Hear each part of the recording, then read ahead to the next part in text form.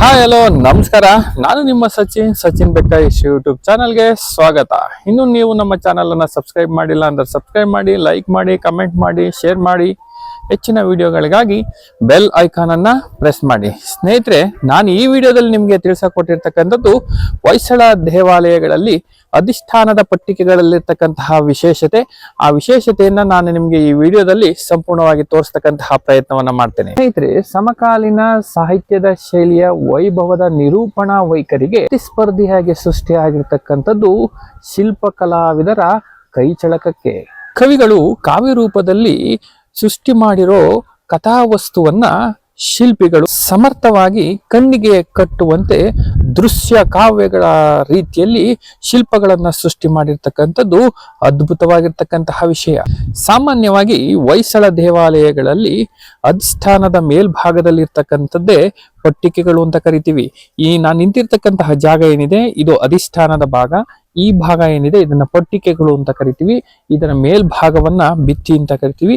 ಸಾಮಾನ್ಯವಾಗಿ ಹೊಯ್ಸಳ ಕಾಲದ ದೇವಾಲಯಗಳಲ್ಲಿ ಪಟ್ಟಿಗಳು 5 ರಿಂದ 6 ವಿಭಾಗಗಳನ್ನ ವಿಭಾಗಿಸಿ ಅಲ್ಲಿ ಅಲಂಕಾರಿಕ ಕೆತ್ತನೆಗಳನ್ನ ಮಾಡಿರ್ತಕ್ಕಂಥದ್ದನ್ನ ನಾವಿಲ್ಲಿ ಸೂಕ್ಷ್ಮವಾಗಿ ಗಮನಿಸಬಹುದು. ಸ್ನೇಹಿತರೆ, ಈ ಪಟ್ಟಿಕೆಗಳು ಸಮಾಜದ ಎಲ್ಲ ವರ್ಗದವರಿಗೆ, ಎಲ್ಲ ವಯಸ್ಸಿನವರಿಗೂ ಸಹ ಭಾರತೀಯ ಪುರಾಣ ಸಂಸ್ಕೃತಿಗಳ ವಿಷಯಗಳನ್ನು ತಿಳಿಸ್ತಕ್ಕಂತಹ ಮಾಹಿತಿ ನಾವು ಈ ಪಟ್ಟಿಕೆಗಳಲ್ಲಿ ನೋಡೋದಕ್ಕೆ ಸಾಧ್ಯ. ಸಾಮಾನ್ಯವಾಗಿ ಈ ಪಟ್ಟಿಕೆಗಳಲ್ಲಿ ಕೆಳ ಹಂತದಲ್ಲಿ ಆನೆಗಳನ್ನ, ಮೇಲ್ ಹಂತದಲ್ಲಿ ಕುದುರೆಗಳನ್ನ, ಲತಾ ಬಳ್ಳಿಗಳನ್ನ ಮತ್ತು ಪುರಾಣ ಕಥೆಗಳ ದೃಶ್ಯಗಳನ್ನ ಮತ್ತು ಶಾರ್ದೂಲದ ಚಿಹ್ನೆಯನ್ನ ಮತ್ತು ಹಂಸ ಹಾಗೂ ಲತಾ ಬಳ್ಳಿಗಳ ಚಿಹ್ನೆಯನ್ನ ಪಟ್ಟಿಕೆಗಳಲ್ಲಿ ನಾವು ನೋಡೋದಕ್ಕೆ ಸಾಧ್ಯ ಇದೆ. ಆ ಪಟ್ಟಿಕೆಗಳ ಒಂದೊಂದು ಭಾಗಗಳನ್ನ ನಾನು ನಿಮ್ಗೆ ಈ ವಿಡಿಯೋದಲ್ಲಿ ತೋರಿಸ್ತಕ್ಕಂತಹ ಪ್ರಯತ್ನವನ್ನ ಮಾಡ್ತೇನೆ. ಸ್ನೇಹಿತರೆ, ಈ ಅಧಿಷ್ಠಾನದ ಮೇಲ್ಭಾಗದಲ್ಲಿ ಇರ್ತಕ್ಕಂಥದ್ದೇ ಪಟ್ಟಿಕೆಗಳು ಅಂತ ಕರಿತೀವಿ.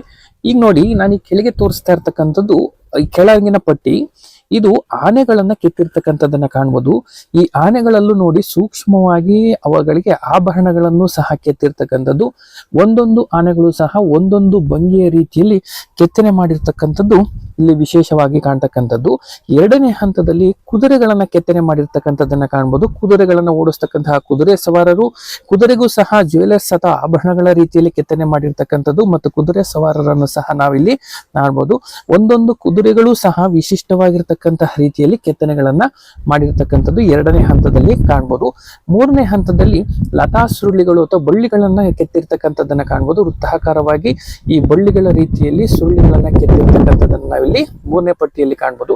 4ನೇ ಪಟ್ಟಿಯಲ್ಲಿ ಪುರಾಣಗಳಿಗೆ ಅಥವಾ ಮಹಾಭಾರತ, ರಾಮಾಯಣ, ಮಹಾಕಾವ್ಯಗಳಿಗೆ ಸಂಬಂಧಪಟ್ಟಂತೆ ಇಲ್ಲಿ ಕೆತ್ತನೆಗಳನ್ನ ಕೆತ್ತಿರ್ತಕ್ಕಂಥದ್ದನ್ನ ನಾವಿಲ್ಲಿ ಸೂಕ್ಷ್ಮವಾಗಿ ಕೆತ್ತನೆ ಕಾಣ್ಬೋದು. ಇಲ್ಲಿ ಮರಗಿಡಗಳು ಅಥವಾ ಮನುಷ್ಯರ ಚಿತ್ರಗಳನ್ನ, ಪ್ರಾಣಿಗಳ ಚಿತ್ರಗಳನ್ನ, ಕಥೆಗಳಿಗೆ ಸಂಬಂಧಪಟ್ಟಂತೆ ಚಿತ್ರಗಳನ್ನ ಇಲ್ಲಿ ಕೆತ್ತಿರ್ತಕ್ಕಂಥದ್ದನ್ನ ಕಾಣ್ಬೋದು.